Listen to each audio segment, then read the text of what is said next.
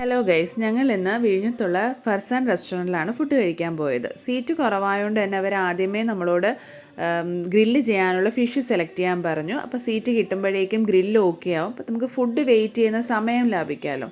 അങ്ങനെ ഞങ്ങൾ അവിടെ നിന്നും 2 ഫിഷ് സെലക്ട് ചെയ്ത് കൊടുത്തു. അത് കഴിഞ്ഞ് ഞങ്ങൾ അവർ ഗ്രില്ല് ചെയ്യുന്ന സ്ഥലമൊക്കെ ഒന്ന് പോയി കണ്ടു.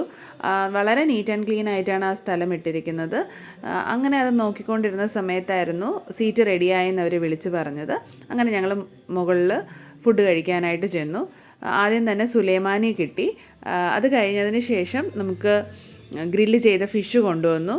അപ്പം വളരെ നല്ല ടെക്സ്ചറും നന്നായിട്ട് കുക്ക്ഡും ആയിരുന്നു. നല്ല മസാലയായിരുന്നു ഗ്രില്ല് ചെയ്ത ഫിഷിന്. ഇതിനൊപ്പം കഴിക്കാനായിട്ട് ഞങ്ങൾ ബൊറോട്ടയാണ് വാങ്ങിയത്. അതൊരു കോയിൻ ബൊറോട്ടയായിരുന്നു.